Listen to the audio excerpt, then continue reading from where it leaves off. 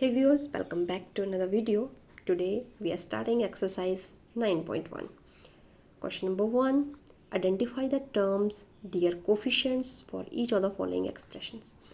हमें कुछ expressions दिए गए हैं, हमें उनमें terms find out करनी है, कितनी terms हैं और साथ ही साथ coefficient क्या है.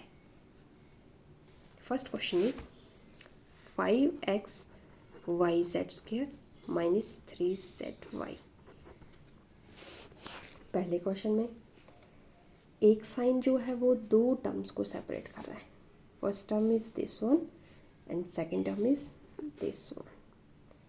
ठीक है, टर्म्स पहली क्या है 5xyz स्क्वायर. इसके बीच में रिलेशन क्या है 5 के साथ x मल्टीप्लाई है y के साथ z जो है वो 2 टाइम्स है. इस तरह से हम इसको एक्सपेंड करके देख सकते हैं. इसको व्यू करने का एक और तरीका. उसी तरह से दूसरी टर्म्स जो है वो 3zy है. Means 3 into z into y become equal to 3zy. ये होगी इसकी टर्म्स. कोफिशिएंट इसमें क्या है?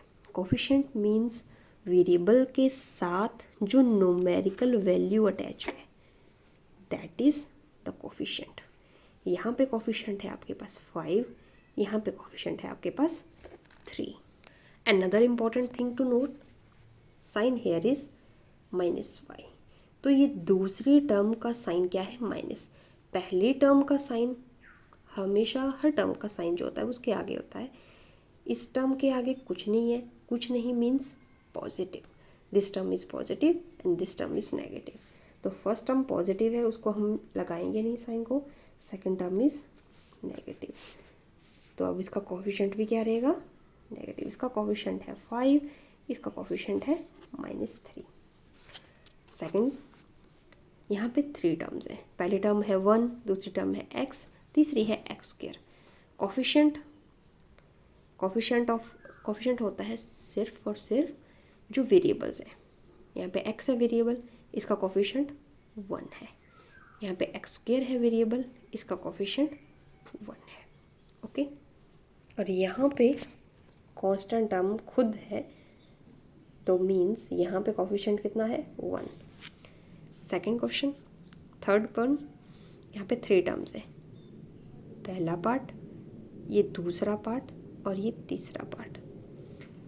वेरिएबल्स x स्क्वायर और y स्क्वायर है. कोफिशिएंट फर्स्ट टर्म में 4 है, साइन इसका प्लस है. सेकंड टर्म का साइन माइनस है, कोफिशिएंट -4 है. थर्ड टर्म में वेरिएबल z स्क्वायर है. ठीक है, कोफिशिएंट कुछ नहीं है यहाँ पे, तो 1 है. Means z square into 1 is z square. तो कोफिशिएंट इज 1. फोर्थ टर्म में फर्स्ट टर्म का कोफिशिएंट 3, सेकंड टर्म में PQ का कोफिशिएंट -1, QR का कोफिशिएंट +1, PR का कोफिशिएंट -1. इस तरह से हम करते जाएंगे. फिफ्थ पार्ट देख लेते हैं. जैसे x/2 plus y/2 minus xy. 3 terms, these are 3 terms. इसको हम कैसे लिख सकते हैं 1/2 इंटू एक्स. सेकेंड टर्म को हम कैसे लिख सकते हैं 1/2 इंटू वाई. थर्ड टर्म को हम लिख सकते हैं -xy. अब इसका कोफिशिएंट न्यूमेरिकल वैल्यू इज़ 1/2. ये आ गया इसका कोफिशिएंट. इसका coefficient again 1/2.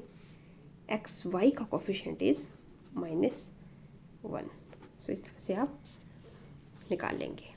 Okay. Question number 2, classify the following polynomials as monomials, binomial, trinomial और which polynomials do not fit in any of these 3 categories. कौन सा पॉलिनोमियल है जो तीनों कैटेगरी में फिट नहीं आता है. First part x plus y, 2 terms है. 2 मीन्स बाइनोमियल. सेकंड में है 1000, एक ही टर्म है, तो ये है मोनोमियल. इसकी तरह क्या हमें एक ही टर्म. अब नेक्स्ट में 1 2 3 4 टर्म्स हैं, तो ये तीनों कैटेगरीज में फिट नहीं आती है, तो this is polynomial. Next one is 7 + y + 5x, इसमें 3 टर्म्स हैं, 2 साइन से सेपरेट हो रही हैं, तो दिस इज ट्राइनोमियल।